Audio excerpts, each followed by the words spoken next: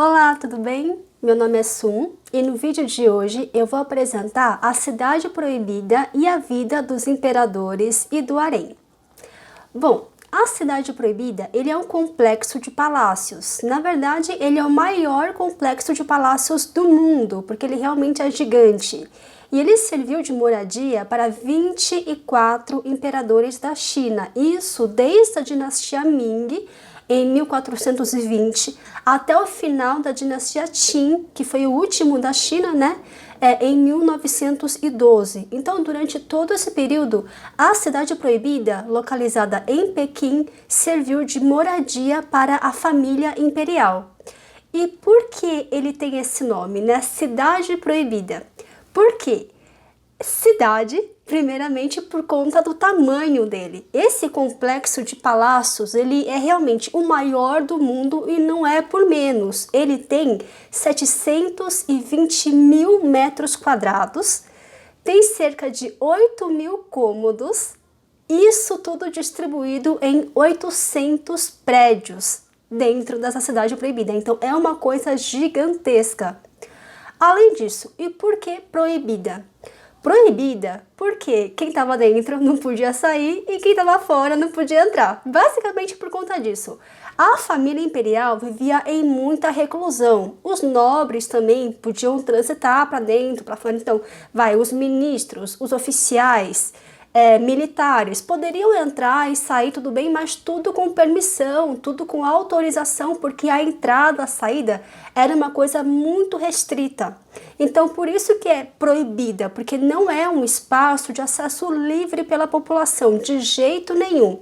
Só os servos, os trabalhadores e também os ministros, os oficiais de alta patente é que poderiam transitar para dentro e para fora conforme as regras do palácio. A própria família imperial não podia ficar saindo, né? Sempre tinha que ter uma autorização para fazer todas as coisas. Então é por isso que esse complexo de palácios tem o nome de Cidade Proibida. Agora, na Cidade Proibida, como que era a vida dos imperadores e do harém? Vamos começar primeiro com a vida do imperador. Ele se levanta entre as 4 ou as 5 da manhã. 4 ou 5 horas da manhã ele já está de pé para começar a tocar o seu dia. Às 6 horas da manhã, quando for verão e outono, ou às 7 horas da manhã, quando for inverno ou primavera, né? Porque aí depende, né? De quando o sol se levanta, aproveitar mais a luz solar, né? Então, aquela coisa, o horário de verão local, né? Então, entre 6 e 7 horas, ele toma o café da manhã. E aí, depois de tomar o café da manhã, ele já tem que se encontrar com seus ministros e conselheiros para fazer uma conferência. E nessa conferência são discutidos assuntos do império, né? Então, assuntos estratégicos, militares. E além de ele ter que fazer essa conferência diária com seus ministros, ele também tem que ler relatórios enviados pelas províncias, porque o imperador, em regra, ele não sai do palácio, ele não tem tempo nem disponibilidade para sair e ficar visitando as províncias para saber como é que está a situação de cada lugar. Então, ele depende 100% praticamente dos relatórios para saber o que está acontecendo por todo o império. Então, ele gasta um tempão também lendo relatórios. Aí conversa vai, conversa bem com ministros, fica lendo relatórios. Deu 1h da tarde, aí ele tem 2 horas de pausa para almoçar, para descansar e depois dessa pausa já tem novamente que retomar os trabalhos. Então é puxado também. Aí no meio da tarde vai chegar um eunuco com uma bandeja com várias plaquinhas de madeira com nomes de concubinas, de consortes que ele tem no harém, e vai levar essas plaquinhas todas para ele escolher uma placa. E a placa com o nome da concubina que ele quer, ela pega essa plaquinha, ele vira a plaquinha para baixo e aí o eunuco já fica sabendo, então é essa a concubina, é essa a consorte que o imperador vai querer passar a noite hoje. E aí ele já vai sair do recinto lá com o imperador para avisar a concubina de que, olha, hoje à noite o imperador vai vir te visitar, vai dormir com você hoje. Então é assim que funciona o cardápio, né? Ele tem um cardápio praticamente. Aí assim, ok. Aí chega às 8 horas da noite, é o horário da janta. Uma janta leve, refeição leve, e depois da janta ele já se recolhe junto com a sua concubina. Então esse é o dia a dia do imperador. Aí vamos falar então do harém, né? Que assim, é um assunto muito rico quando a gente pensa na vida nos palácios da China. O harém é uma coisa assim assustadora em termos de números, de quantidades de mulheres que havia lá para servir um único homem. Porque podia ter de centenas a milhares e não seria estranho se realmente atingir o número de milhares de mulheres para servir apenas o imperador, para agradá-lo, para dar filhos a ele. E como é que funciona o sistema de entrada, de ingresso das mulheres nesse harém? A cada 3 anos, eu vou focar aqui nas informações da dinastia Qin, que é a última dinastia que teve na China, tá? Porque a história da China é muito, muito comprida, mas em relação a essa última dinastia é que nós temos mais informações, tem mais registro histórico, justamente porque essa última dinastia acabou em época relativamente recente até, 1912 que ele acabou. Então tem bastante registro histórico, tá? Então assim, focando na dinastia Qin, como que era o sistema de ingresso das mulheres ao harém? A cada 3 anos é feita uma seleção em que as filhas de famílias nobres tinham que participar obrigatoriamente dessa seleção para serem eventualmente chamadas para ingressarem, comporem o harém. Eram meninas de 13 a 16 anos, que é a idade de casar. Na época, né, as jovens se casavam todas muito cedo, então entre 13 a 16 anos já seria uma idade em que elas poderiam se casar. Então tá, as jovens de 13 a 16 anos eram chamadas para participarem obrigatoriamente desse concurso, dessa seleção. E aí, nesse contexto, elas tinham que demonstrar a elegância, a etiqueta, a inteligência, a beleza, a aptidão, os talentos manuais, né? Então, bordado, desenho, pintura, caligrafia, todas essas coisas que eram artes nobres, artes eruditas, elas tinham que dominar. Aí as que forem as mais bonitas, as mais inteligentes, as mais prendadas, elas eram selecionadas para irem para a próxima fase. E nessa próxima fase, elas terão um contato direto, seja com o imperador, seja com a imperatriz, que a própria imperatriz selecionava concubinas para o imperador, ou até com a rainha-mãe. Às vezes acontecia também, de ser a rainha-mãe que ia lá selecionar mais concubinas para o imperador. E aí, nesse contexto, elas são entrevistadas, tem umas conversas para ver também a compostura delas, né, a inteligência nas respostas que elas dão às perguntas, né? Então, é como se fosse uma entrevista de emprego quase, né? Enfim. Aí, depois disso, elas então eram selecionadas e entrariam para o harém para ficar à disposição do imperador. Agora, isso quer dizer necessariamente que elas terão um relacionamento afetivo, que elas terão uma vida de casal com o imperador? Não necessariamente. E aí vocês veem uma parte bem triste dessa história de harém, né?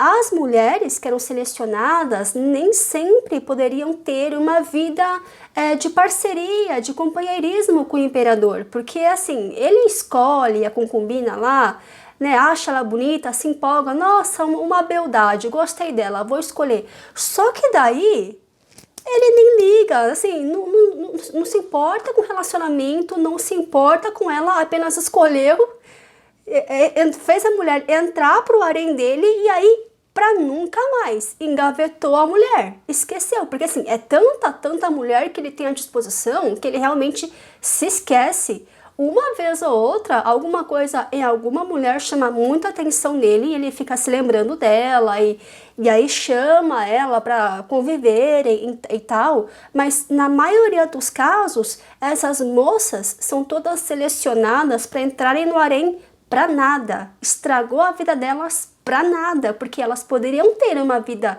normal fora do palácio, poderiam ter um seu marido, formar uma família, ter um filho, mas agora já era. Elas entraram, porém, tem que ficar à disposição do imperador, para sempre. E aí, dentro do harém, lembra que a cidade é proibida, então elas não podem mais sair e a sua família também não pode mais entrar. Então elas vão ficar sozinhas, solitárias, isoladas até o fim dos seus dias. A maioria das mulheres do harém vai passar por isso. Uma ou outra é que vai chamar a atenção do imperador e começar a crescer dentro do harém, né? Então, é realmente uma experiência muito sofrida, né, para muitas mulheres. Mas aquelas mulheres que chamavam realmente a atenção do imperador, elas tinham uma perspectiva de crescimento dentro do harém. E aí, isso é um ponto que me chamou muita atenção, porque o harém, ele tem uma organização extremamente hierarquizada. É muito organizado e é muito hierarquizado. Porque o harém, ele é dividido em 8 níveis, em 8 rankings. E para cada um dos rankings, você tem um número definido de vagas, tem um número definido de servas, na verdade, tem uma quantidade de alimentos, roupas, joias, provisões definido, né? Isso tudo varia conforme o nível que você se encontra. Então, quais são esses níveis? Ó, eu vou começar a explicar sobre o harém do imperador, então, falando do nível mais básico, tá? As mulheres que ingressam no harém, elas podem começar pelo nível mais baixo, que é o nível de daim. O nível daim progride e passa a ser shanzai. Shanzai progride e passa a ser guirem. E para esses 3 níveis não existe um número definido de vagas. O imperador pode ter quantas shanzai ele quiser, quantas guirem ele quiser, né? Agora, o que varia é o número de servas, que pode variar de 2 a 4 servas. Aí, essa guirem, vamos supor, ela continua progredindo. Próximo nível já é o nível de uma concubina imperial, chamada Pin. No nível Pin, existem 6 vagas possíveis, então o imperador pode ter até 6 mulheres no nível Pin e cada uma dessas mulheres terá 6 servas. Continuando a progressão, o próximo nível é Fei. No nível Fei é possível ter 4 vagas, 4 Feis, e aí cada uma das Feis tem 6 servas. Continuando a progressão, vem Gui Fei.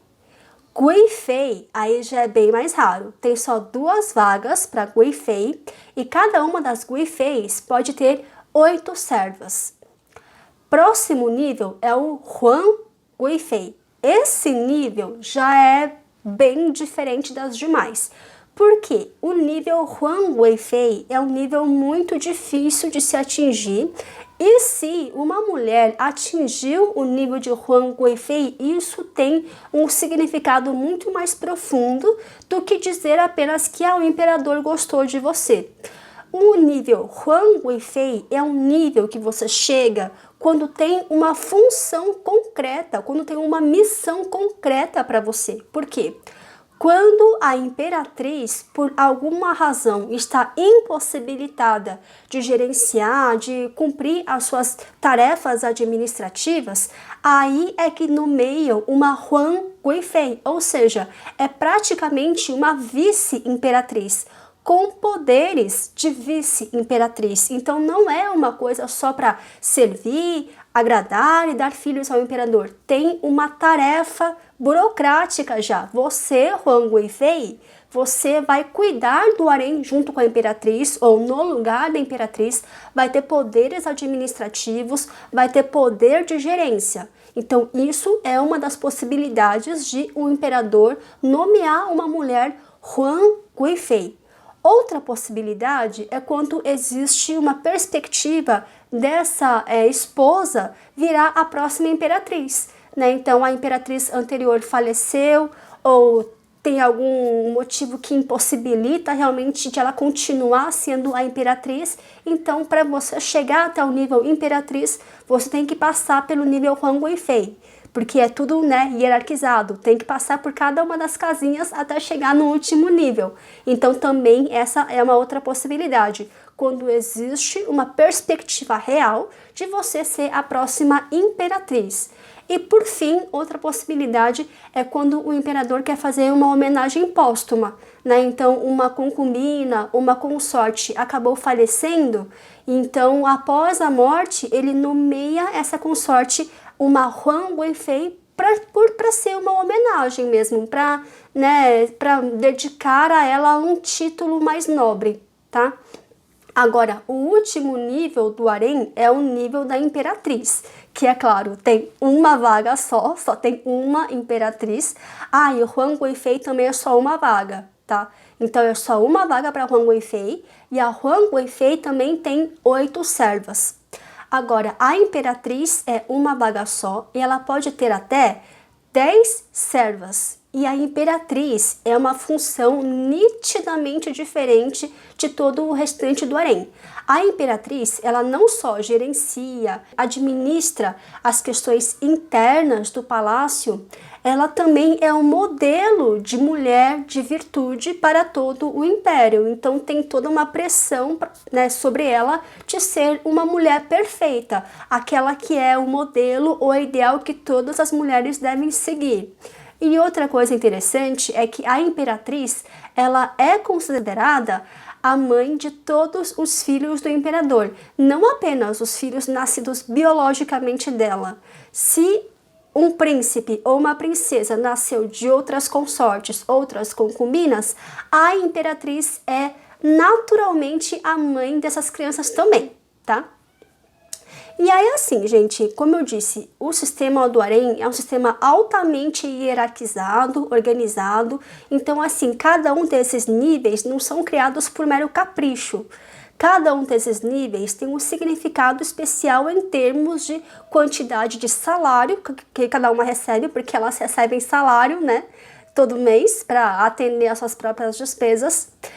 Cada nível tem um valor próprio de salário, tem uma quantidade própria de alimentos, uma quantidade própria de joias e roupas que cada uma vai receber, e também provisões de inverno, né? Os invernos da China são muito rigorosos, então no passado usava-se muito carvão, né? Então o carvão era muito importante no inverno para aquecer as pessoas, né? Fazer uma lareirinha de carvão, né?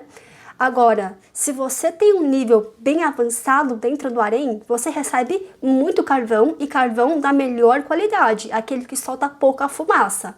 Agora, se você está no nível mais baixo, você recebe um carvão mais pobre, que solta fumaça, né? Aí causa uma alergia, uma tosse aí em todo mundo, né? Então faz diferença na prática você ter um nível ou outro. Aí, gente, última informação que eu vou trazer é como é que você migra, né, entre os níveis, como é que você avança entre os níveis. Bom, você avança de nível se o imperador gostar muito de você, gostar do seu convívio, gostar da sua presença. Então nessa coisa de agradar o imperador, você acaba atraindo a sua atenção, ele gosta de você, então te avança de nível, ele te proclama como uma nova Fei, uma nova Guifei, por exemplo, né? E outra possibilidade é quando você dá filhos a ele, né? Porque a maior função, né, das mulheres no harém é agradar o imperador e também dar filhos a ele, dar herdeiros. Então, se você conseguiu dar um filho a ele, você conseguiu cumprir sua missão, né, no harém, e aí você avança de nível também. Mas o caminho inverso também é possível. Então, se você está num nível bom, Mas se você se envolveu num escândalo, se você tem mau comportamento, se você causou um grande prejuízo à imagem da família imperial, porque também tem essa questão da honra, da imagem, né, da família imperial. Se você, por algum motivo escandaloso, você lesou a imagem da família imperial, você também vai cair de nível. Então, basicamente, esse é o esquema de ascensão e queda entre os níveis dentro do harém, tá bom? Então, gente, esse vídeo eu acho que já tem uma informação ainda básica, né? Mas o essencial já está aí sobre a vida dos imperadores e também como é que funciona o harém. E eu espero que vocês tenham gostado.